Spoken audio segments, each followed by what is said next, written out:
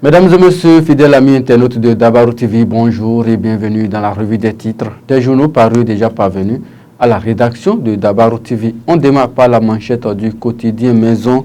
Après le quotidien Dabarou, Dabarou TV reçoit son accréditation de la HAC.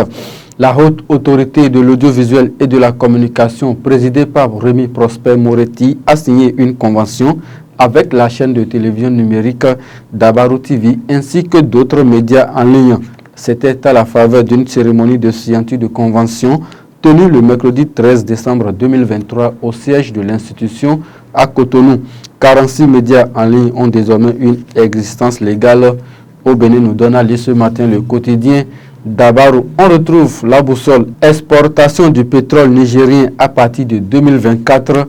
Le général Tiani confirme les prouesses de Samous Edouard Dambi aux députés. Adja 2024, la délivrance des passeports aux candidats démarre ce jour, nous informe le journal de Cosmo Houssa. Daibi Info à présent, scandale PPEA 2 en 2014. Le gouvernement autorise le paiement des dettes. Assemblée générale des Tchabais résidents à Parakou, date et lieu EPP Sinangourou, le 23 décembre 2023. Gascani Info demande de libération de Joël Aïvo par 115 professeurs d'université du monde. La réaction de talent attendue. Organisation du Adja 2024 au Bénin. Les dates importantes à retenir sont à lire à la page 4 du journal Matin Libre. Abbé Eric Aguenuno sur l'actualité politique au Bénin. Maître Aïvo et Madougou en prison est un manque de stratégie politique. L'intégralité de son interview accordée à nos confrères de la presse écrite Matin Libre est à lire à la page 3 du journal Projet culturel et touristique. Le rappeur Ami El Presidente annonce le spectacle grandiose dénommé Le Trône de Béanzin. La Nation, le journal du service public, 21e journée africaine de la médecine traditionnelle, les merveilles de la discipline vantée, défense des intérêts des institutions étatiques, l'agence judiciaire de l'État créée, nous informe le journal du service public.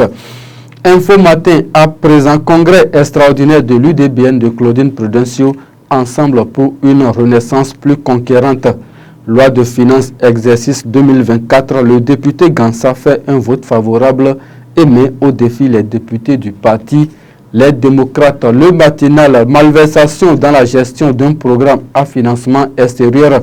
L'affaire PPEA2 ressurgit. Plus d'1 milliard de dettes seront payées. 322 dossiers sous réserve de validation rejetés. Acheminement de l'aide humanitaire au Niger via le Bénin. Des plaidoyers pour l'ouverture de la frontière. Le journal de Ménotin à présent. Coopération bilatérale entre deux pays voisins. Le pipeline, l'incontournable cordon ombilical entre le Bénin et le Niger. Régulation des dettes du PPEA2. Le gouvernement dans un élan de réparation. Les autres titres du quotidien Maison à présent. COP 2023 à Dubaï. Le maire Chabibani Tidjani a représenté la commune de Kalalé. Salon des métiers de la faculté des lettres, arts et sciences humaines de l'université de Parakou.